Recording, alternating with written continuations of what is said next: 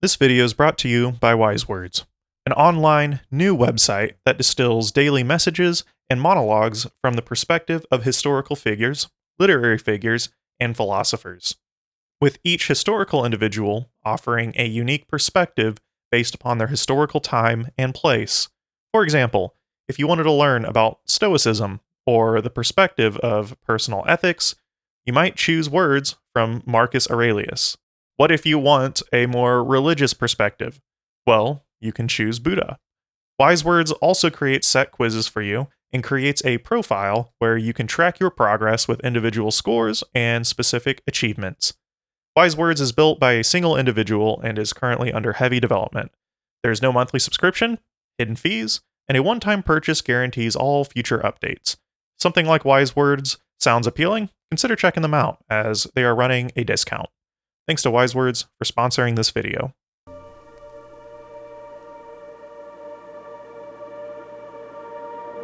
You are demanding that this city will respect the dignity of labor. So often we overlook the worth and the significance of those who are not in professional jobs, of those who are not in the so-called big jobs. But let me say to you tonight that whenever you are engaged in work that serves humanity and is for the building of humanity, it has dignity and it has worth.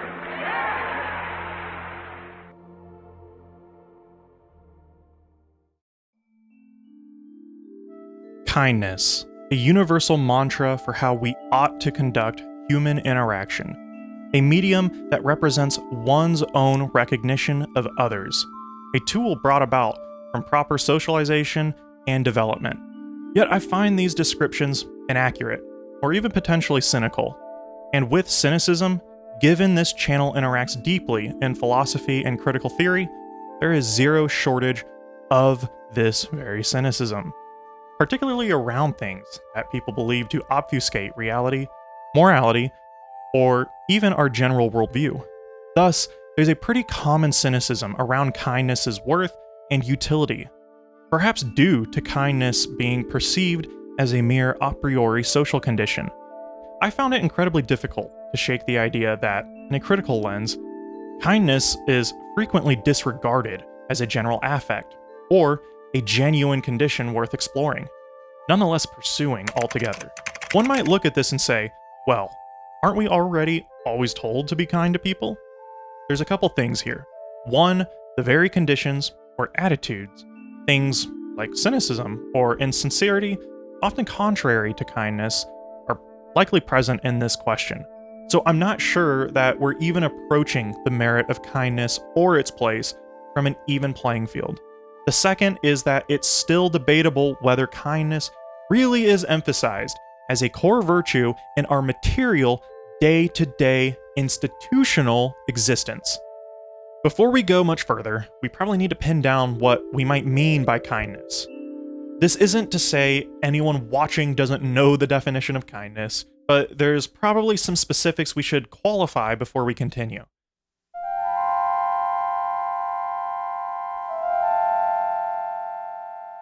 The Merriam-Webster definition defines kind as being something of a sympathetic or helpful nature. I think this is a good start, but I want to emphasize kindness as being the application of something. It's an active phenomenon, not a state or mere static characteristic. It's the application, the messaging of concern and tangible care. And I think pointing this out is important. So with this, let's ask a question. We established care, empathy is present in most of us. But what if we were to apply this in a broader lens? What might our world look like?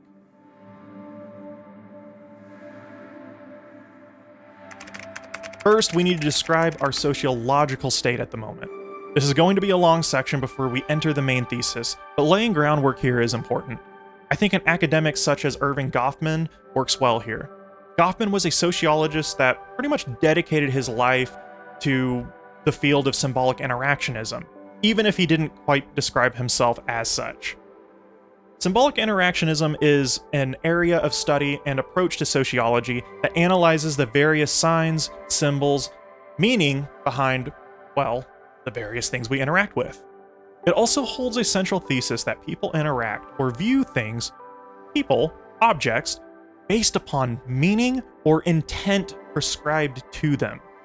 Goffman wrote the presentation of self in everyday life, analyzing how humans inherently behave in accordance to this idea of symbolic interactionism. He leaves us with something I think brilliantly describes the state of how large-scale interaction works. And to the degree that the individual maintains a show before others that he himself does not believe, he can come to experience a special kind of alienation from self, and a special kind of wariness of others. What a sentence. From the spectacle of our own presentation, to the subsequent effect around wariness of others. And with that wariness, we'll get to that later, as it's incredibly important here. So when looking at communication, it requires peeling back surface mannerisms, socialized rituals we use when interacting with others. Ironically, things like manners themselves. Surface rules that dictate communication. Yet what is underneath? It's certainly complicated, but it's much more complex than the facade people present. One huge thing is a state of malaise and unhappiness. Matter of fact, there's a huge body of evidence that suggests we aren't only unhappy, but the problem of unhappiness is increasing exponentially. For more information on this topic, we did a video on this, so I won't do a deep dive, but here's a link above if you're interested. So we're dealing with increasing malaise, perhaps a large-scale depression, a lack of care around the state of things. But we use formal pleasantries to make the whole charade go along. Many of our relationships with your coworkers, peers, keep working because we adhere to a necessary script. Essentially, kindness when face-to-face, but a lack of concern of one's well-being when someone is outside our peripheral. We might care for individuals face-to-face, but then systemically and politically vie against them. Surely, general ignorance around political and socio-economic processes can also be to blame here, but there's also the element of wariness of the other, the genuine tangible lack of concern, interaction on the plane of formality and nothing deeper, the very phenomenon Goffman writes about.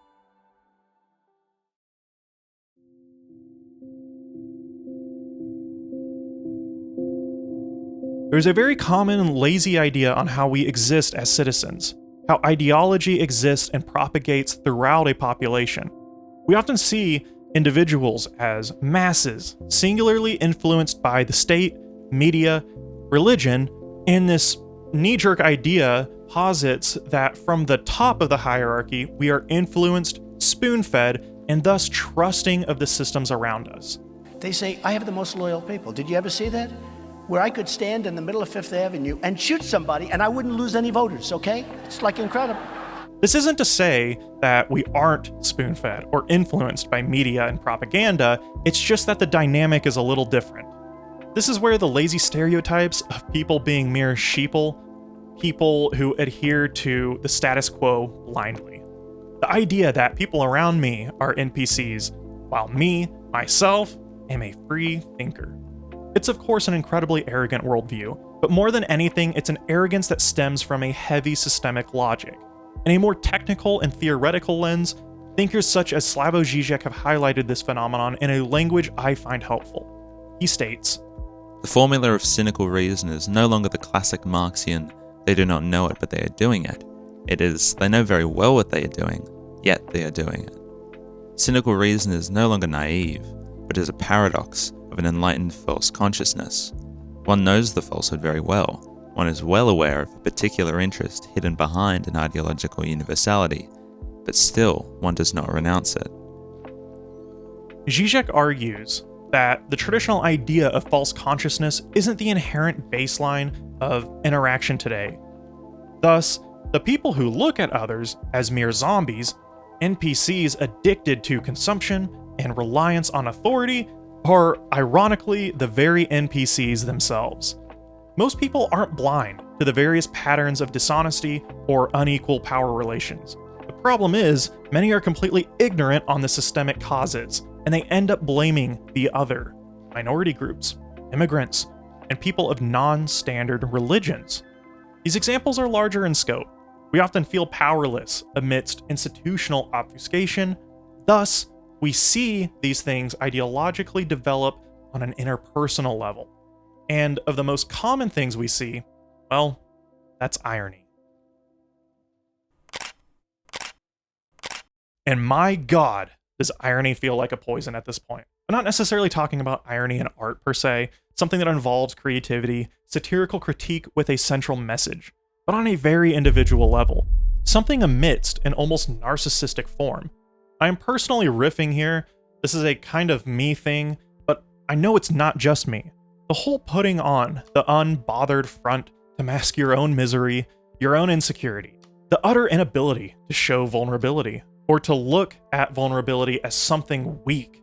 As a contemporary visual, we see this with frat bros, or edgy, misogynistic, or racist individuals with conservative aesthetics, all the way to alienated, miserable, alt-socialist personas. I guess that's the best way I could describe them. Particularly for my audience, I think you know what I mean with the latter example.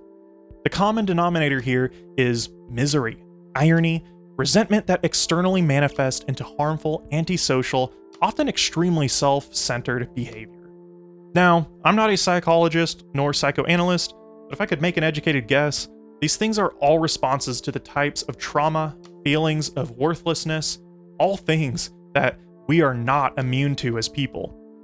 Now, beyond interpersonal relationships, specific traditional and harmful family dynamics that occur in people's lives, let's think about how these feelings can be so widespread, and not only widespread per person, but embedded into our own very systemic lives in work and in education. We live in a world, an economic system, capitalism, that hinges upon competition. Your goal is to market yourself, conduct work and life on the basis of being better than someone else. But we don't practice this in isolation.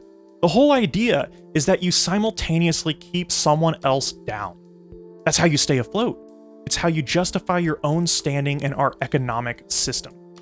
Usually we are told that with competition, it reinforces the meritocratic essence that is necessary for technology and the world to progress. That the pursuit of profit benefits all as a collective. Yet, let's take a step back. Is this really the case? I think most people here who even view capitalism as a favorable system would argue it's not really that meritocratic. The smartest, most capable, or hardworking people aren't really the ones who occupy the top. Again, to paraphrase Zizek here, it's not that people don't understand the true, often harmful inner workings of our system or ideology.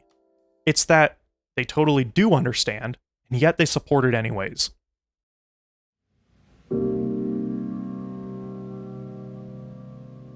With this in mind, isn't competition a laughably tame description of the inherent logic of capitalism? In my mind, it's much more accurate to describe the central logic of capitalism as antagonism. From the categorization on the basis of people's class, workers and owners, and the inherent relationship between said classes being inherently antagonistic. This is important to highlight, as the system relies on a struggle of class conflict in order to work, to move.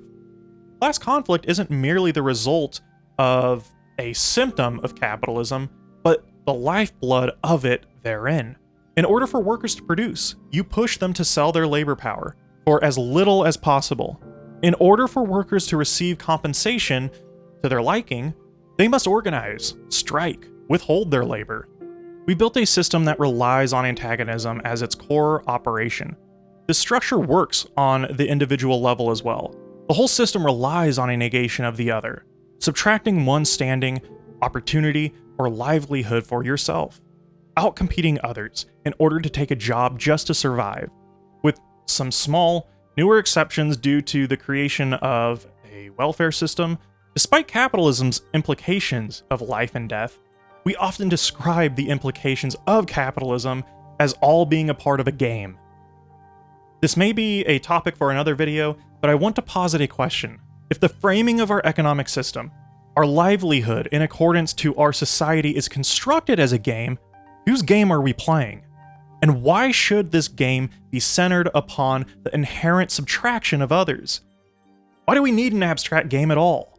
This, of course, is a simplistic high-level overview that, of course, glosses over the often contradictory nature of how capitalism seeks to tame itself. There's a reason we have a welfare system and regulation, so things don't, hopefully, fall apart. But we never truly lose this subtractive logic therein. We see generational traumatic responses to these systems, and it bleeds into the way we not only treat people, but how we fundamentally view them. Alright, so we live in a global system bent on antagonism. We cynically object to this antagonism, creating false targets for that cynicism, and we cope and construct an aesthetic that's based upon the ironic disposition we take towards life. When we put it that way, that's pretty damn dismal. But we wouldn't have a video here if I didn't think there was something capable of helping us look beyond. So here's the thesis. There isn't a single answer, a unidimensional solution that will solve these larger issues.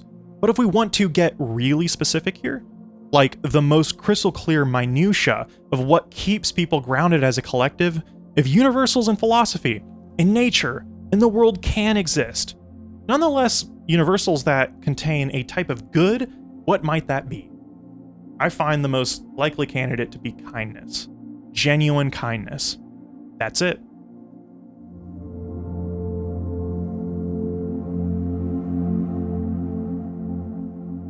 Now I know people will inevitably raise the question, with the various limitless complex issues we've continually faced in history, how does kindness get even close to solving them?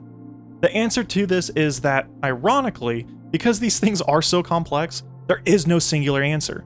Because of that, simplicity is probably our best shot at getting somewhere. Starting out with something fundamental. Something as simple and universal as kindness really is one of the best things we have to work off of. Perhaps these things, the phenomenon in between, aren't things that need to be solved, but built upon. Something new needs to be created in order to supersede the existing state of things. And there's nothing more harmful to creation than self-doubt, than guilt, and a subtraction of self-worth. There's another element here that highlights the huge divide between legal, economic, and institutional procedure and kindness. We highlighted ideological cynicism and its effect on communication, conspiratorial logic of the other, the basis of our economic arrangement being built upon the essence of antagonism. Is there anything else here? I'd argue perhaps the largest and most resistant thing to emancipatory attitudes, to human affects such as kindness, is the concept of hierarchy. You're really proud to be a bigot. I'm proud to be a white man. You're proud to, that's different from being proud to be a bigot. If Africans had never existed, world history would be almost exactly the same as it is today. Yeah, you just keep because we are the genius that drives it. Things. You know, How do you deny that? In order to get the best understanding here, we need to be specific. What I am about to say might really upset or really, hopefully, relieve people. I explicitly denoted hierarchy as a concept for a very specific reason. That reason being that, at its core, hierarchy does not exist. I'll repeat it again. Hierarchy is not real. It's never been real. It's an incredibly lazy construct that obfuscates power relations as something inherently natural and interpersonal. We often see reactionary arguments in favor of hierarchy in human society with the claim hierarchy is biological and inherent. With individuals making up a caste, a totem pole where the quote-unquote favorables in society, the nobility and feudalism, the wealthy and capitalism, a specific race and fascism or Nazism, all things that are more deserving of ordained rights and capabilities than others. Now, it's probably not a huge surprise. I'm not a big fan of hierarchy in human organization, and we'll get to that. But arguing the merits of hierarchy makes more sense than arguing it's some metaphysical phenomenon in my mind.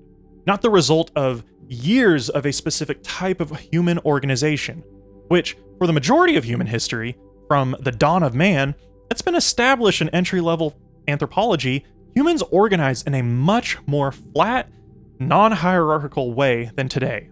But I'm a mere YouTuber interested in the history of ideas. What might other established anthropologists say about human organization? We are projects of collective self-creation. What if we approach human history that way?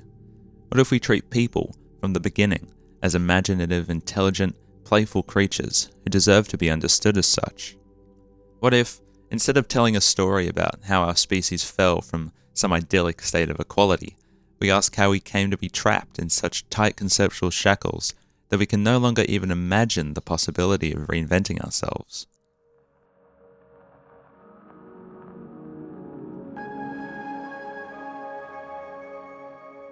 There's two things here. First, humans have always been the product of creation, whether that be how we organize, treat people, our desires. Graeber's line, how our species fell from some idyllic state of equality, is referring to the state of material human organization of the past that was rooted in a much more material basis of equality. The point about the various ways in which humans organized and how indigenous people currently do is important, as it shows us a much more non-hierarchical society is not only possible, but it's been done, and it's up to us to create that reality. The second is Graeber's question. What if we approached human history that way? What if we treat people from the beginning as imaginative, intelligent, playful creatures who deserve to be understood as such? So what do we want for our world? To get specific here, this is technically a separate question from what we want for ourselves and our families. On the latter, luckily, most people agree. I think it's fair to say most of us want the same things for ourselves and people close to them, which is good news. We have something to work off of. But what people primarily want for our world, for others, is where things get messy, and that's extremely unfortunate. Because primarily, in human civilization, seeing what is good for others as being separate from yourself is a complete false dichotomy. And we wonder why creating systems based upon antagonism breeds reactionary, hierarchical ideological beliefs such as this. There's a popularized saying from civil rights activist Opal Lee that I think rings true here. We have simply got to make people aware that none of us are free until we're all free. We aren't free yet. The segmentation of yourself, or subjectivity outside of the other, community, people, is fundamentally false.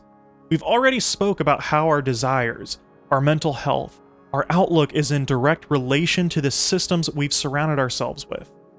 To visualize this, you don't want a sports car or a lifted truck because you came to the independent, rational decision that you just wanted said vehicle. You came to that conclusion because capitalism operates on the basis of consumption, and when you consume, purchase, you are also purchasing the various signs and symbols, identification created by said products. This then reinforces your desires, sets ways in which you purchase in the future. This isn't a cynical interpretation of our current era of capitalism. This is pretty rudimentary academic understanding in sociology, communications, and even marketing. But all of this begs the question, what world do you want to live in? I can't answer that for you though. The only thing I can do is elaborate on the world I want to live in. I personally want to live in a place where everyone is taken care of. No one goes without housing, without healthcare, food, safety, education, freedom to live life with as much agency as we can. And with this, not having to break your back, sacrifice your entire life to the pursuit of someone else's dollar, all to just maybe get a chance at receiving half of those things. I think everyone deserves this. I don't want to live in a world where people from different races, ethnic backgrounds, religions, gender, sexual orientation, incomes are ever the basis of being excluded from things so fundamentally important to us as human beings. And this world is possible, increasingly so with technological innovation. With this though, the accumulation of power has become even more concentrated than it ever has been in history. while this is a separate discussion, it's also worth pointing out here. We need to think about the very affects, attitudes, social outlooks that facilitate this. Something as simple as kindness pierces through ideology. It's not as simple as if we're merely kind to everybody, we would live in some utopic society. But the actual material things, systems that are needed in order for working, normal people to ensure some democratic agency, things like unions, mutual aid networks, political organization, all of these things are ineffective under the pretense of hate, disdain, things we may deem as negative affects. And these affects stifle movement. It calcifies. It makes us less prone to action. I'm not going to open the centuries-old question of whether common people should be doing revolution, but there's a phrase I think rings true in emancipatory movement building in general. There is no unhappy revolution. When we're depressed, hopeless, or defeated, our bodies enter a type of stasis. And a world that wants to stay proactive, creative, encompass the best parts of what makes us human. Despair is poison. This thesis is incredibly simple, but like we've covered in some prior videos on thinkers like Hahn, our postmodern society necessitates complexity, an overflow of stimuli. Navigating society at any point in history is confusing, but society in the 21st century is a whole other beast. I still think simplicity, even if rudimentary, is a helpful frame of reference. It grounds us to a state where things, even if smaller in scope, can be much more clear, particularly with things such as direct action, praxis, the necessary organizing that has moved human agency for centuries. So, amidst this simplicity, I hope there's a helpful reminder here to just be kind to people when you can. It's simple, it's easy, it's free. It costs nothing. And particularly when we do feel powerless, small amidst a fairly oppressive, complex system, know that your capacity for care and your ability to outwardly express that care, to show genuine kindness, is nothing if not powerful.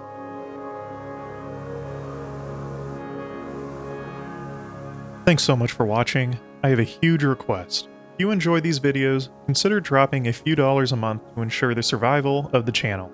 I offer ad-free videos, exclusive content, and some other cool perks. Further, I want to give a large shout out to these patrons specifically: Jay Roberts, Britton Jensen, Cedric Watman, and Kevin Hoot. Thank you all so much for going above and beyond, and thanks to everyone featured in the credits. I will see you all in the next.